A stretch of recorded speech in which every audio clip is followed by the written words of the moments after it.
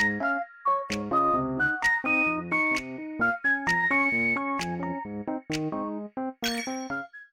och välkomna tillbaka! Vill du ändra din karaktärspose i Roblox Studio så att den ser ut så här?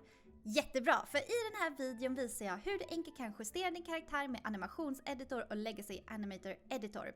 Vi börjar med att öppna ett nytt projekt. Jag väljer Classic Baseplate.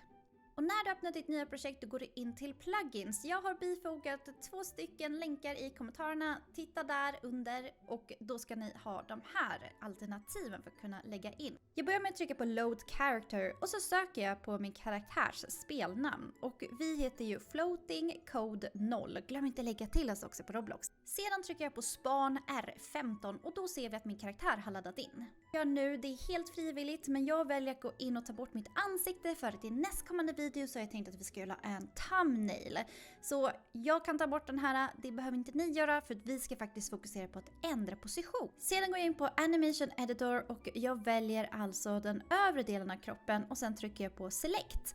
Och nu får vi upp några olika rutor här. Det betyder alltså att nu kan jag faktiskt ändra position på min karaktär. Så jag ändrar allting tills jag känner mig nöjd.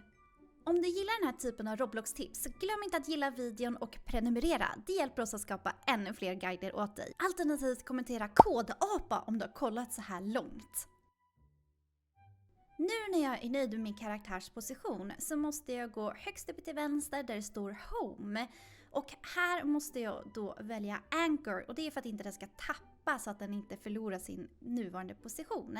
Sen kan jag faktiskt stänga ner animation-rutan. Så jag tryckte bara uppe på röda krysset till vad som var uppe till höger och nu kan jag faktiskt spara den här. Så jag trycker uppe på Explorer, jag väljer min karaktär och trycker på Export Selection. Sen väljer jag vart jag vill spara den och nästa video kommer vi göra en egen thumbnail. Så missa inte det. Och där har vi det. En unik pose som du kan använda i en thumbnail eller i spelet. Vad vill du testa härnäst? Lämna en kommentar och glöm inte att gilla och prenumerera för fler Roblox-tips.